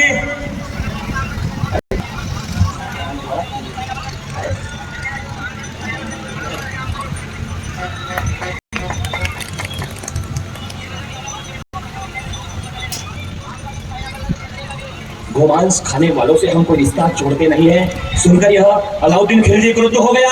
सेना डटी जालौर में भीषण युद्ध हो गया। सेना कम थी, हम हार गए। लड़ते लड़ते कान्हड़ भी स्वर्ग सिधार गए। तो बिरमदेव के मस्तक को धड़ से अलग करने का आदेश कर दिया। थाल में सजाकर भाल दिल्ली के दरबार में पेश कर दिया। पर मरकर भी उस वीर ने धर्म से ऐसा नाता जोड़ लिया था, फिरोजा की दृष्टि पड़ते ही कटे हुए शीश ने अपना मुंह मोड़ लिया। फिरोजा की दृष्टि पड़ते ही कटे हुए शीश ने अपना मुंह मोड़ लिया था। क्यों पता चला? ये करनी सेना जो काम कर रही है ना, उसमें से एक काम मुझे बहुत अच्छा लगा। और ये काम यदि करनी सेना के माध्यम से मां पद्मावती की प्रतिमा भोपाल में स्थापित होती है, हमें गर्व होता है। महाराणा प्रताप के यदि प्रतिमा कहीं स्थापित होती है, हमें गर्व होता है। बप्पा रावल की कहीं प्रतिमा स्थापित होती है, हमें गर्व होता है। राजा भोज की कहीं प्रतिमा स्थापित होती है, हमें गर्व होता है। चंद्रगुप्त मौर्य की प्रतिमा स्थापित करवाते हो, हमें गर्व होता है। आप विक्रमादित्य की प्रतिमा, आप यशोधर्मन की प्रतिमा बंसौर में स्थापित होने वाली है। मैं ऐसे काम के लिए करनी सेना को सल्यूट करता हूँ, प्रणाम करता हूँ। और बात जब सामाजिक समरसता की आती है, हम हो गए यार, हम महाराणा प्रताप के वो वंशज है जो भीलों के साथ रहकर के लड़ाई लड़ते हैं। भीलों के साथ रहकर लड़ाई लड़ते हैं। हम केवल एक जाति की लड़ाई नहीं लड़ते हैं, हम इस भगवे के लिए लड़ते हैं, धर्म के लिए लड़ते हैं। हमारा जन्म उस खानदान में हुआ, हम उस मेवाड़ में, उस क्षत्रिय कुल में हमारा जन्म हुआ जहां पर मेवाड़ राजवंश को बचाने के लिए एक गुजरी ने, पन्ना भाई ने अपने दूध दुहे बच्चे को बलिदान दे दिया, अपने हाथों से मृत्यु की सैया पर उसे सुला दिया। हम उस खानदान के लोग हैं जहां पर एक कीरतबारी, जिसे वर्तमान की भाषा में भंगी कहा जाएगा, जो पत्तने उठाने का काम करता है, प्राणों की परवाह किए बिना उस मेवाड़ राजवंश को उस टोकरी में लेकर जाता है और लेकर चला जाता है कुंभलगढ़ के दुर्ग में। हम वो लोग हैं। जब महाराणा प्रताप घास की रोटियां खाते हैं भीलों के हाथ से। ये ग्राम्य संस्कृति की स्थापना की हमारे भगवान परशुराम ने, ग्राम्य संस्कृति का विजय दुनिया को कराया। और भीलों की यदि बात आती है, मर्यादा पुरुषोत्तम राघवेंद्र ने भीलों का साथ लिया, महाराणा प्रताप ने भीलों का साथ लिया। तो फिर ये जय भीम वाले लोग कहां से आए, हमें नहीं पता। हमारा तो एक ही कहना है, अम्बेडकर भी हमारे, गौतम बुद्ध भी हमारे, राम भी हमारे, परशुराम भी हमारे, भगवा ध्वज भी हमारा, तिरंगा ध्वज भी हमारा। हम तो राम के लोग हैं। मैं कविता देशभक्तों के बीच में पढ़ना चाहता हूँ, यदि आपकी आज्ञा हो तो मर्यादा पुरुषोत्तम राम पर एक कविता में पढ़ना चाहता हूँ। यदि आप अनुमति दें तो एक बार ताली बजाकर मुझे बताएं कि मैं वो कविता आपके लिए। मुझे नहीं पता आप में से कितने लोगों को ये पता हो। दादा लोग कहते हैं वो जीतू बना है, मानी जैसे लोग, वो ये जो लोग हैं वो कहाँ है, संदीप। सच में मुझे भगवान ने कह रखा है, जब तक कोई पूछे नहीं बताना नहीं। हमारा लोग सहदेव जैसा है। इस स्वर में यदि सुर मिलाओ जरा, तो एक बार जरा जय जय श्री राम, जय जय श्री राम। और कथा में भीड़ इकट्ठी होने का मतलब ये नहीं कि चुनाव जीत जाओगे। धर्म एक अलग विषय है। तब मैं कविता पढ़ना चाहता हूँ। क्या हुआ? ये रजनीश रजनीश का फास्ट भी फोन नहीं किया, डंग साहब को भी बहुत बड़ा कवि सम्मेलन रजनीश जी तुम्हारे माध्यम से हम कराने वाले हैं। और लिखा नीचे कि इसमें भाई साहब की उपस्थिति अनिवार्य है। हमने कहा कि ऐसा नहीं बताया साहब, हमने ऐसा देखा है, ये कवि सम्मेलन का मंच है, ये जो लोग बैठे हुए हैं, आइए मैं कविता पढ़ना चाहता हूँ। मैं सरयू का तट, मैंने आदि कवि की रचना में अटूट विश्वास देखा, मैंने आदि कवि की रचना में अटूट विश्वास देखा, कालिदास के रघुवंशम में वर्णों का विन्यास देखा, तुलसी के मानस सरी का भला कौन सा उपन्यास देखा, राज तिलक की घड़ी में युवराज का वनवास देखा, सारंग की टंकार मैंने दशानन का चंद्रहास देखा, लक्ष्मण की क्षुधा का मुझे कुछ पता नहीं, मैंने 14 बरस उर्मिला का उपवास देखा। मैंने यार कौन कहता है कि आप मेले में पहली बार कवि सम्मेलन हो रहा है? जगदीश जी क्या कविता सुन रहे हैं यार ये लोग, मैं सैल्यूट करता हूँ आप लोगों को यार, एक बार अपने लिए ताली बजा लीजिए आप लोग, बहुत शानदार करता हूँ। मैंने 14 बरस उर्मिला का उपवास देखा, मैं सरयू का तट। मतलब वो आप कह रहे थे मौलवी लोग तो हमसे डरते हैं, वो मोलवा है, हमने कितने की फाइल निपटा रखी है। बहुत सारे तो टेंशन में रहते हैं कि नहीं आए तो अच्छा। मैंने क्षुवाकु कुक्षी विकुक्षी बाण जैसे शास्त्र देखे, क्या देखता है सरयू का? क्या ऐसी नारी हुई है, ये माता बहने बैठी हुई, एक नारी ऐसी हुई इस देश में जो 14 बरस तक एक दीपक जलाकर बैठी रही, अन्न का एक निवाला भी उसने अपने मुंह में नहीं लिया। ये ऐसी वीरांगनाओं का भारत है।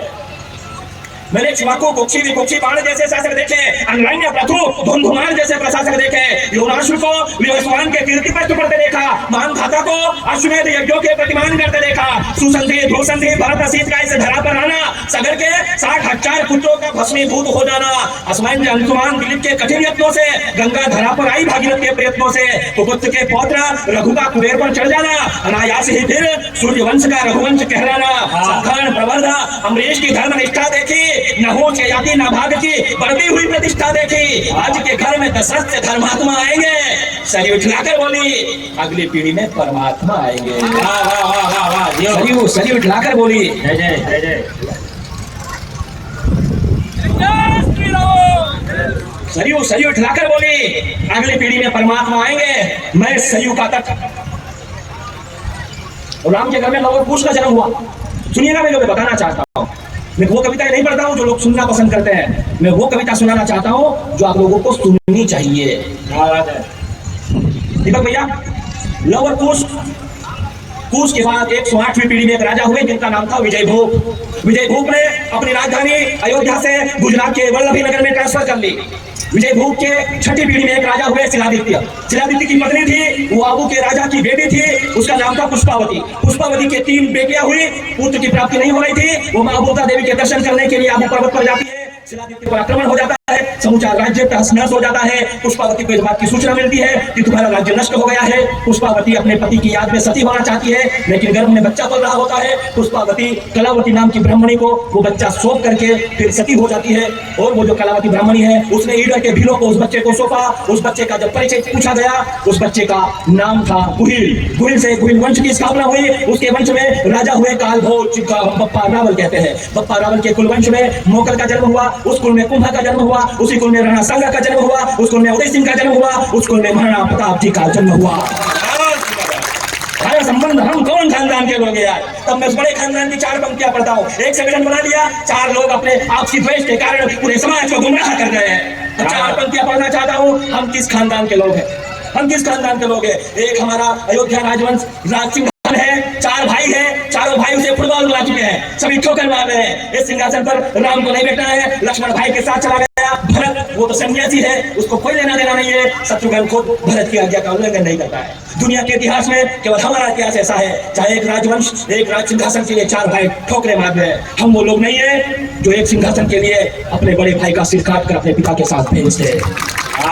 तो 4 पंक्तियां पढ़ना चाहता हूँ, उस खानदान पढ़ना चाहता हूँ जो ये चित्र, ये जो ध्वज फहरा रहा है। नित्य उठ करके कहते हैं ना, कहते हैं हम भय प्रकट कर पाला दीन दयाला कौशल्या हितकारी। तो 4 पंक्तियां पढ़ना बड़े लोगों के बीच में कर देना उत्सव, बना देना महोत्सव। विधायक जी जब ये 4 पंक्तियां लिखी, परम पूज्य दीदी मां साध्वी रेतंबरा जी ने इन पंक्तियों को सुना। उन्होंने कहा कि मुकेश जी से फिर से पढ़िए। उन्होंने 7 बार इन पंक्तियों को मुझसे सुना। मैंने समझ नहीं पाया, कितनी बड़ी साध्वी, इतनी बड़ी विदुषी, वो 7 बार किसी पंक्तियों को क्यों सुनेगी और मुझसे से। लेकिन जब उस पंक्तियों का अर्थ मुझे समझ में आया तो मुझे ऐसा लगा कि उस हनुमत की कृपा हो गई, और मैं वो 4 पंक्तियां आपके बीच पढ़ना चाहता हूँ। तो यहाँ से वहां तक उठाना, वो 4 पंक्तियां आपको सौंपता हूँ, आपकी अपनी पंक्तियां। दीपक पारिक देश के बहुत बड़े संचालक, बहुत बड़े कवि। फिर उनको सुनेंगे और फिर मैं वापस से सुनाऊंगा, लेकिन मैं 4 पंक्तियां आपके बीच पढ़ना चाहता हूँ। स्वागत। मैंने पद चिन्हों पर जाते हुए लक्ष्मण देखा, मैंने पद चिन्हों पर जाते हुए लक्ष्मण देखा, भाई के विरह में यथीत व्यग्र शत्रुघ्न देखा, लौट कर रवत आया ही नहीं भरत सा मन देखा, तुम्हारे सिकंदर सिकंदर सब 2 कोड़ी के। मैंने पद चिन्हों पर जाते हुए लक्ष्मण देखा, भाई के विरह में व्यथित व्यग्र शत्रुघ्न देखा, लौट कर रवत आया ही नहीं भरत सा मन देखा, तुम्हारे सिकंदर सिकंदर सब 2 कोड़ी के। मैंने राम की चरण पादुका का शासन, जोरदार ताली बजा दीजिए यार। मैंने राम की चरण पादुका का शासन देखा, मैं सरयू का तट, ये धरती महर्षि अगस्त की जो पी गए समंदर को, ये धरती पोरस की जो नतमस्तक कर दे सिकंदर को, ये धरती कायर सेन की, ये किस भूमि के लोग, किस धरा के लोग हैं हम, और कहा जा रहे हैं। लेकिन मैं फिर कहना चाहता हूँ, ढोडर मेला समिति, ढोडर ग्राम पंचायत, हमारा जगदीश जी माली, सारे पंचगण, उप सरपंच महोदय, सचिव महोदय और विशेषकर विधायक जी, कवि सम्मेलन में आप अब तक बैठे और समापन तक रहेंगे, ये हमारे लिए गौरव की बात है। हम सब के लिए एक बार इस आयोजन समिति के लिए जोरदार ताली बजा दीजिए, ताकि अब बेटा कहीं जाऊंगा कहीं या खाली गर्लफ्रेंड को फोन नहीं होगा, मुझे इसको ऐसे आ रहे जैसे कि इसकी 10 गर्लफ्रेंड हो। आइए मित्रों, मेरा एक निवेदन मानो आपको, मैं चाहता हूँ कि मैं दीपक को हम एक थोड़ा सा सुने, उसके बाद में फिर से 5-7 मिनट और पढ़ूं। दुराचारी कंस हो रहा था, मूर्तियां टूट रही थी, मंदिरों का विध्वंस हो रहा था, हिंदू अपने शिखा सूत्र के परित्याग करने को बाध्य थे, देवालयों में स्तुतियों से विहीन हमारे आराध्य थे, आदि कुमारियों की सिसकियों से गूंजते बादशाहों के हरम थे, शिशु लड़ाओं को भी नहीं बख्शा, वे चारिन इतने बेशर्म थे, तब हिंदू धर्म ध्वजा फहराने जीजा बाई का वो लाल आया था, बनकर के मुगलों का काल सिवा साक्षात महाकाल आया था। हर हर महादेव बोल धर्म पर प्रहार किया था, दम तोड़ की वीरता में उसने प्राणों का संचार किया था, समर्थ गुरु से इतना सर्ग पाया था कि पराजित बादशाह की बेगम को भी मां के कर शीश झुकाया था।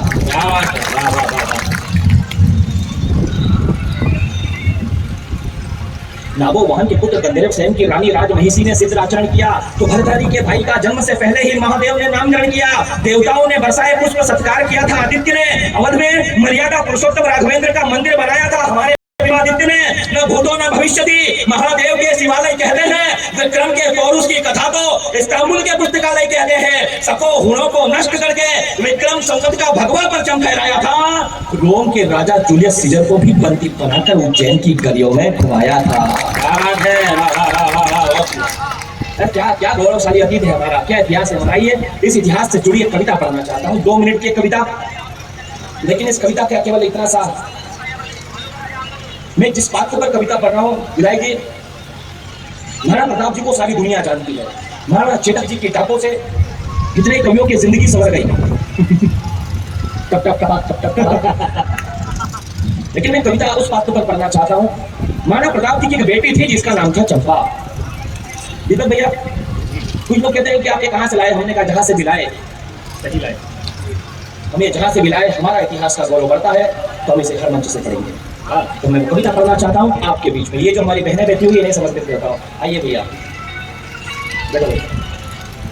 महाराणा प्रताप जी की बेटी चंपा ने एक दिन देखा, मायरा गुफा के बाहर, मायरा गुफा एक लिंग जी के निकट राजसमंद जिले में आज भी मायरा गुफा है, जहाँ पर महाराणा प्रताप गुफा के भीतर अपने अस्त्र शस्त्र रखा करते थे।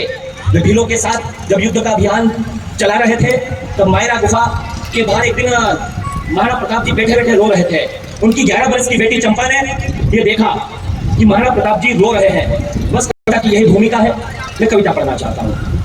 चंपा ने देखा कि महाराणा प्रताप रो रहे हैं, मतलब उसको यकीन नहीं हुआ, उसको भरोसा नहीं हुआ कि महाराणा प्रताप रो सकते हैं। तो महाराणा प्रताप जी के सामने गई, दोनों हाथ जोड़े और उसने कहा कि दादा क्यों रो रहे हैं। इस भाव को मैं कुछ पंक्तियां देना चाहता हूँ, सुनिएगा, इस पात्र को जीवित कर दीजिएगा, मैं आप सब देशभक्तों के बीच में हूँ। चंपा ने कहा कि वो महाराणा जिनकी आहट से मुगल भागकर खड़े हुए, वो महाराणा जिनके के कीर्ति स्तंभ गड़े हुए, वो महाराणा जिनके चरणों की सौगंध खाई जाती है, वो महाराणा जिनके भाले की शपथ उठाई जाती है, वो महाराणा जिनके गीत प्रभाती गाती है, वो महाराणा जिनकी कठोर वज्र सी छाती है, वो महाराणा जिनके हाथों में पप्पा रावण की थाती है, वो महाराणा जो ज्ञान सौंदर्य के दादी है, राणा साहब के पोते आज भी बेचारे हैं। एक लिंग दीवार बतला दो आंखों में क्यों अश्रु धारे हैं। एक लिंग दीवार बतला दो आंखों में क्यों अश्रु धारे हैं। महाराणा प्रताप जी चौंक जाते हैं। उन्हें लगता है कि आज उनकी बेटी ने उन्हें रोते हुए देख लिया। तब चंपा कहती है कि बतला दो दाता कहकर एट गई और चंपा उछल करके महाराणा की गोदी में बैठ गई। महाराणा प्रताप की गोदी में चंपा बैठी है और महाराणा बेटा तू बैठ जाए 2 मिनट प्लीज। और कोई कविता होती है कवि सम्मेलन तो मैं तुम्हारा कुछ नहीं हो सकता बेटा। जो महाराणा प्रताप जी की शौर्य गाथा नहीं हो सकता वो क्या करेगा। वही बात है। एक बार आप जरा जागृत होने का प्रमाण दे दीजिए भैया। रणभूमि में जो पांचजन्य गुंजित हो जाता था वैसे ही ध्वनि होती थी जब हल्दी घाटी में चेतक ही नहीं आता था। नील वर्णी अश्व की आट कायरता के कलंकित हो जाती थी। जय मेवाड़ कहते ही राणा के भाले से भवानी प्रकट हो जाती थी।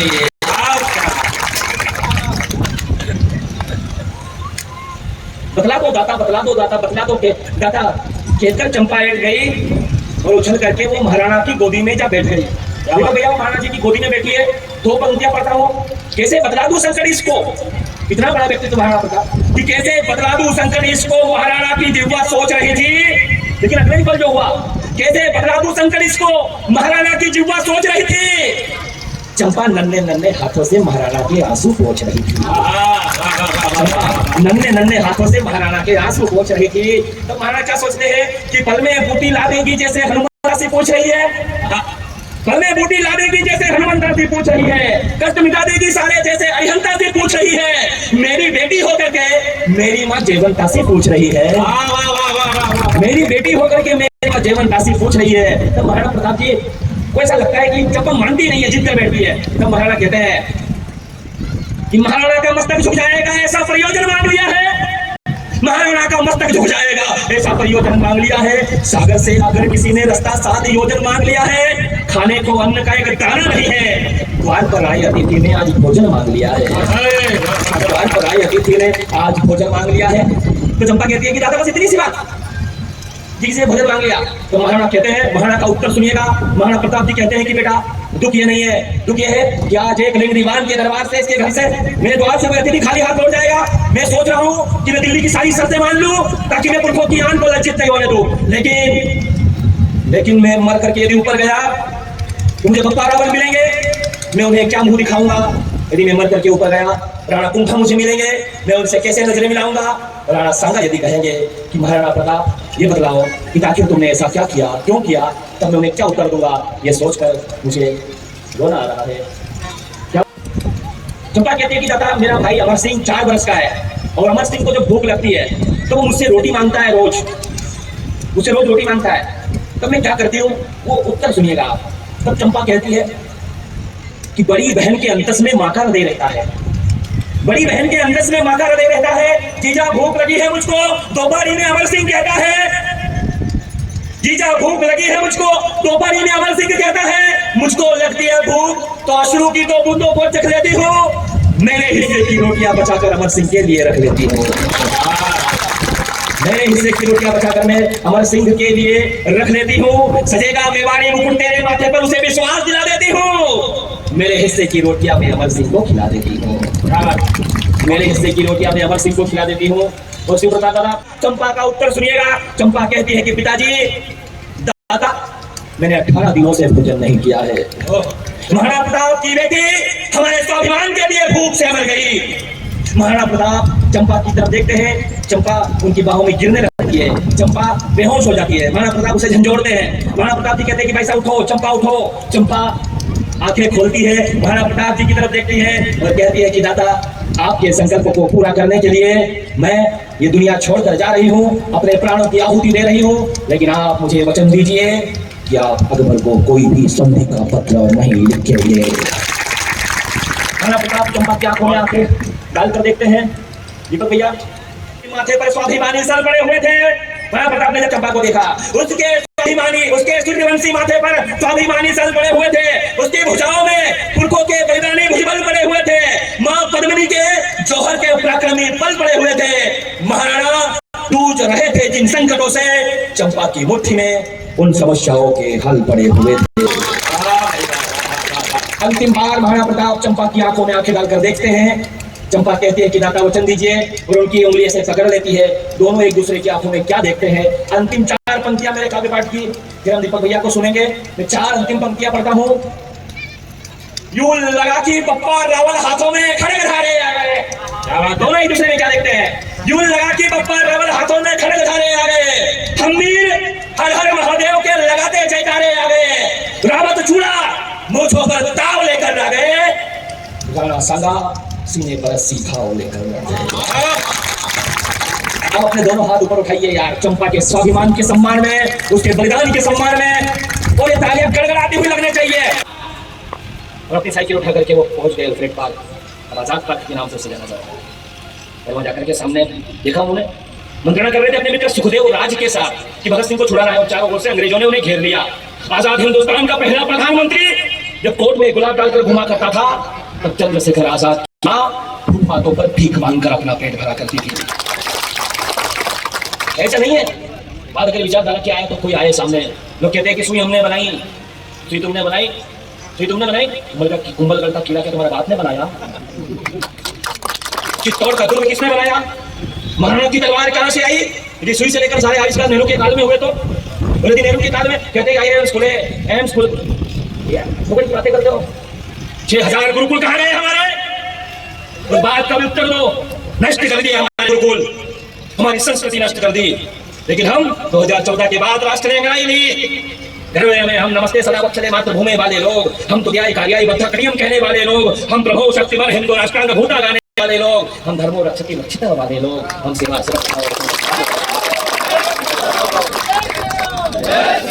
ये तब कविता पढ़ना चाहता हूँ कि कैसा विस्मयकारी देखा होगा अल्फ्रेड पार्क के भक्तों ने घेर लिया था आजाद को फिरंगी कम भक्तों ने, जैसा पेड़ों के झुरमुट से की हटाई। समझ गए शेखर, चाहे चंदों ने अपनी जात दिखाई तो मिटा दूंगा फिरंगियों को, आजाद ने कसम खाई और अपने प्राणों से भी प्यारी वो पिस्तौल उठाई। और क्या था सुखदेव से कि मित्र मित्र मित्र सब लोग दुश्मन ने धोखे से किया आघात है, माना कि देश हित मिटने के तुम्हारे भी जज्बात है, पर जाओ तुम अभियान जारी रखना, डर की क्या बात है। छिन्न मस्ता काल भैरवी जय भवानी मेरे कितने बरस का? 24 बरस का है ना, 24 ईयर, 24 बरस का। वो कहता है कि तुम क्या सोचते हो कि लड़ते लड़ते दम तोड़ दूंगा मैं? तुम क्या सोचते हो कि लड़ते लड़ते दम तोड़ दूंगा मैं, या यह सोचते हो कि फिरंगियों को जिंदा छोड़ दूंगा मैं? अरे कायर काल तू सोची क्या विसात, काल चक्र को मोड़ दूंगा मैं, और मृत्यु सबकी स्वामिनी है, उसका यह भी तोड़ दूंगा मैं। वो क्या दृश्य बना होगा यार, जगदम्बा का के हरिवो, जगदम्बा का के हरिवो अल्फ्रेड पार्क में दहाड़ रहा था। देवासुर संग्राम में जो इंद्र का ऐरावत इंकलाबी भाषा में चिंघाड़ रहा था, नील गगन में दिनकर भी अस्ताचल की ओर बढ़ रहा था। भारत माँ का अकेला सिंह सैकड़ों भेड़ियों से लड़ रहा था। हौसला था, जज्बा था, जुनून था, हार कैसे मान लेता? हिंदुस्तानी खून था।